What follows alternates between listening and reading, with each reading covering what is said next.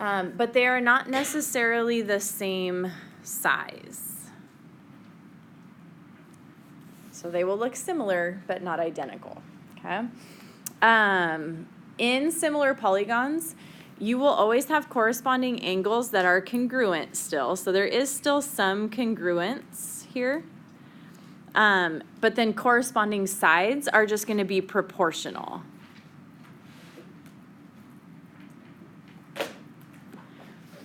Okay, so the corresponding angles are congruent, the corresponding sides are proportional, and let me tell you what I mean by that.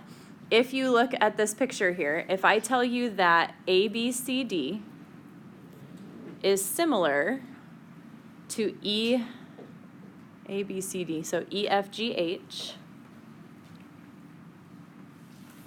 okay, if I tell you that that is true, then all of your corresponding angles are congruent. And if you remember back to last semester, we said you don't even need the picture, right? You can just look at your angles to see which angles are going to match up. So the first letter, are you leaving? With the first letter, the second letter with the second letter, and so on and so forth, okay?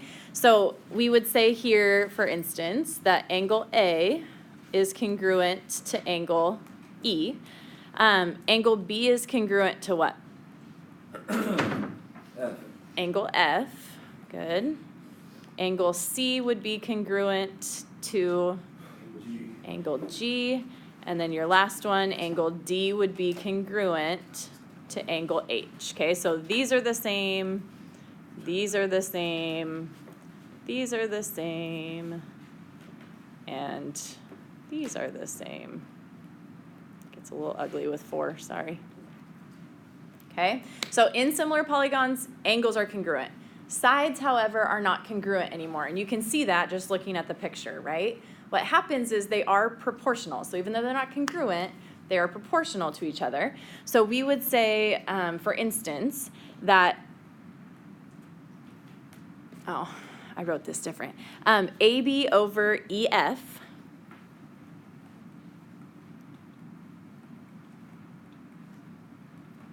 would be equal to BC over what?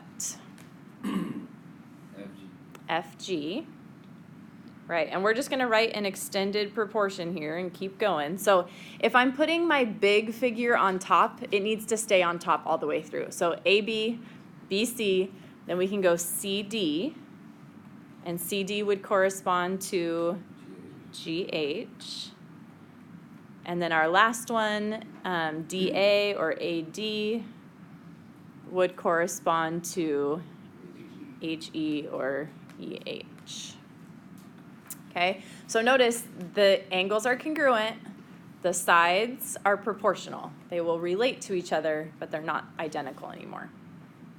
Okay, what happens with that is because they are proportional, every one of these is going to reduce to the same fraction, right? If they are equal to each other, when we reduce those ratios, they will always be the same fraction, most reduced.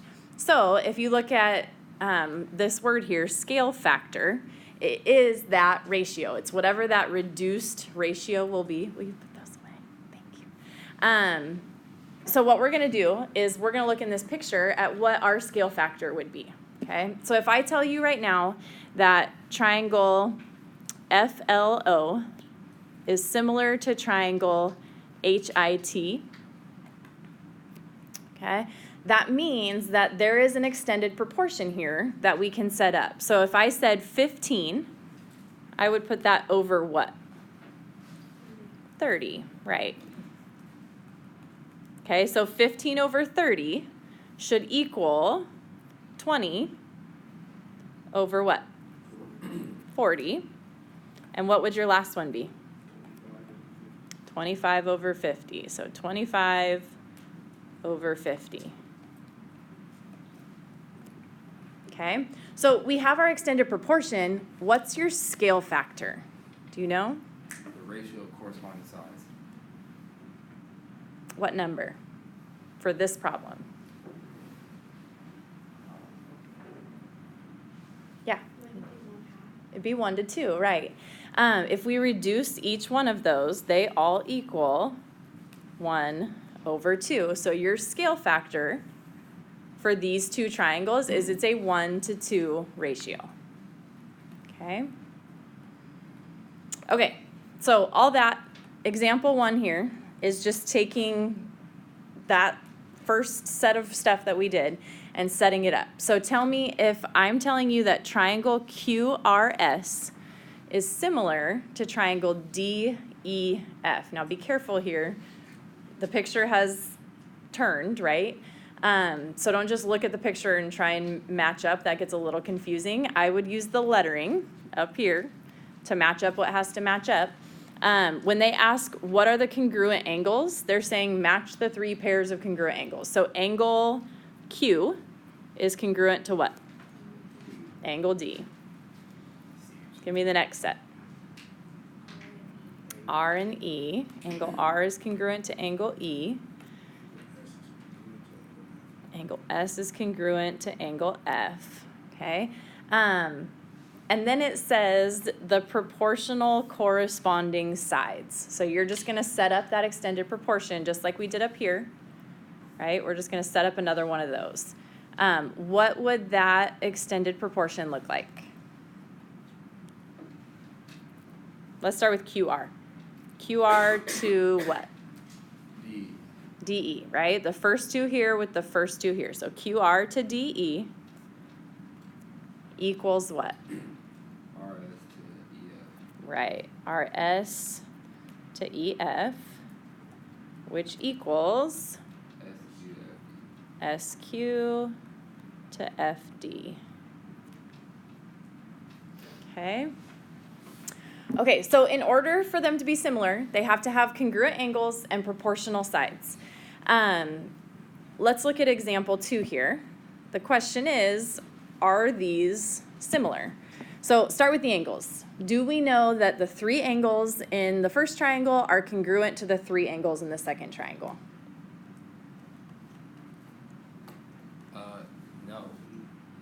Yes. Why we not? do. No, we Why? don't.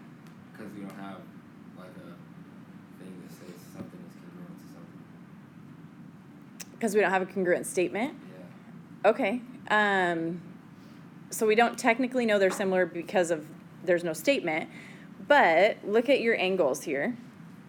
Okay, angle F is congruent to A because they're both right angles. E is congruent to B. Do we know D is congruent to C? Why? Yes, because Third angles theorem, right? It says if you have 2 that are the same, the third ones have to be the same too. So we know all the angles are congruent. Okay, so the second part of it is we need to know the sides are proportional. What does our 16 here correspond to? 8. Okay, so we're going to say it's 16 to 8. Okay, what does the 30 correspond to? The 15. So 16 to 8 should equal 30 to 15, which should equal, what's left? 34 to 17, right? 34, 17. What is your scale factor? 2. It's 2 to 1, right? If we reduce this as a ratio, these are all 2 to 1.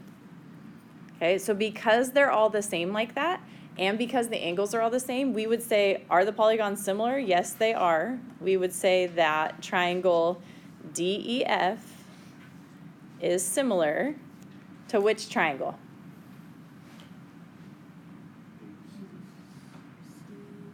If I start at D, CBH.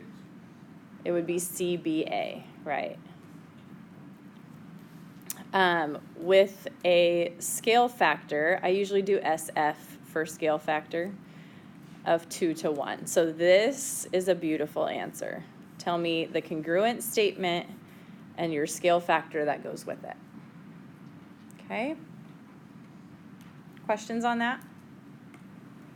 Okay, how about this second picture? Would you say those 2 figures are similar? Yes, I would say that. Why? Because I got right angles on every. Okay, so we know all the angles are congruent. Yes. Are the sides proportional? No. Why not? What are your 2 ratios? 10 to what? It'd be 10 to 16. And then it has to be 4 to 6, right? So if I reduce those, 10 and 16 we can divide by 2, so 5 to 8. This one you can divide by 2, so 2 to 3. Those are not equal. So if you don't have a scale factor, then we would say they are not similar. Okay, they have to have the same scale factor for every set of sides. Questions on that? No. All right. Moving right along.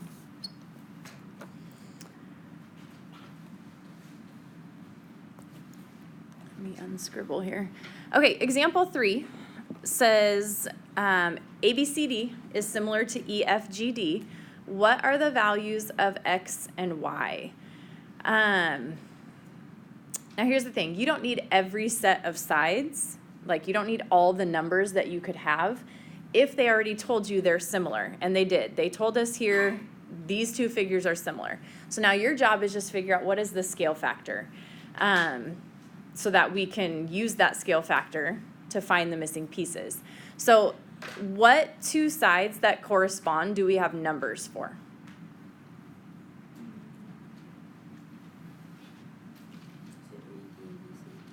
You want to repeat that question? AD and ED would be the corresponding side, right? So this side here, AD, corresponds to this side, ED, which means our ratio, our scale factor, is what? 9, the whole thing, to 6, the smaller version of it, okay?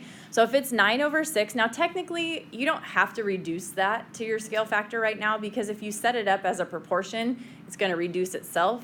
But if you want to, you could turn this right now into 3 to 2 and use 3 to 2 as your scale factor for the whole problem, okay? If you don't want to do that, then just set up your proportion right now. So if I'm going 9 to 6, so it's bigger figure to smaller figure, if I want to find X right now, what's going on top?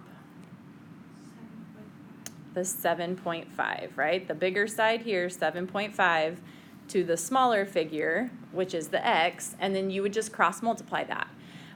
Which is why if you make it 3 over 2 instead of 9 over 6, you can maybe do a little more mental math. When they're bigger numbers, you probably end up using your calculator, but I don't care which one you do. So 9x equals, if you do 7.5 times 6, you get 45. Divide by 9, and x then will be 5. Okay? How would you set it up for y? How do we find y?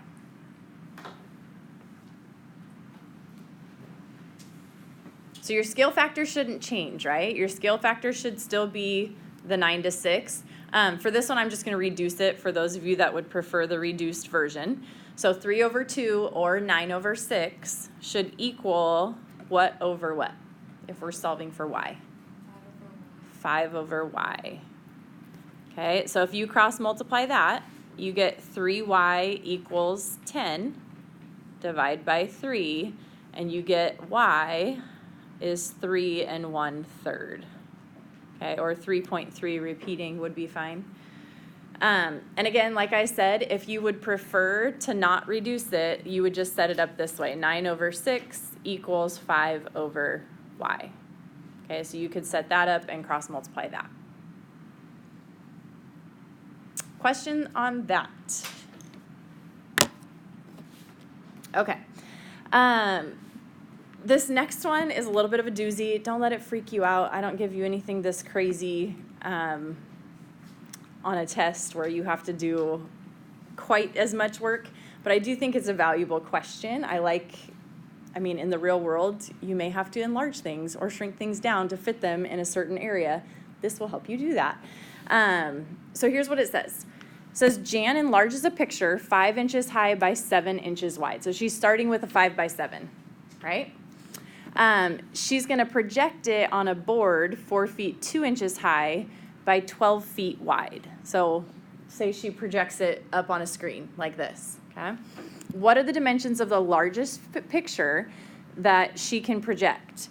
Now, chances are you take a picture and you project it, it's not going to fit perfectly. I mean, you can see my screen right now, right? My white part does not fit perfectly on that. So the best fit is the one you see, whereas if I would have tried to fit this way, my white edges would have hung off the sides. Does that make sense? So we're trying to figure out what's the biggest picture she can put on a screen like that without the white hanging off the edges, okay?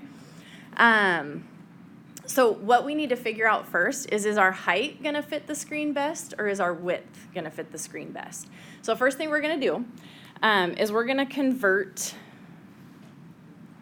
our dimensions here so we're working in all the same units. So the height of the screen was 4 feet 2 inches. Okay, 4 feet 2 inches is how many inches? 26. No, I'm tripping. 38. No, 4 times 12, right? So 48. 50. 50, right? So the height would be 50 inches. Okay. The width, which was 12 feet, is how many inches? 144 inches. We're just multiplying by 12, right? Okay, so our new dimensions are 50 by 144 for the screen. We're just gonna be done with these, okay? So we're starting with 5 by 7, and we're going to 50 by 144. So if you think about it, if it's 5 going to 50, if you go 50 divided by 5, that means it can be enlarged 10 times. Does that make sense? It's 10 times bigger if we enlarge it to fit that height, okay? Whereas for the width, if we have 144 and we divide that by 7, that one comes out to 20.6, okay? So the width could be enlarged 20 times bigger.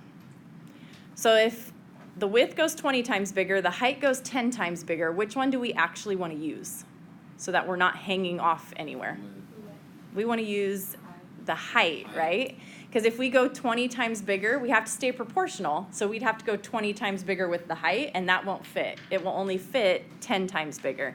So we're going to use this as our scale that we're working with, okay?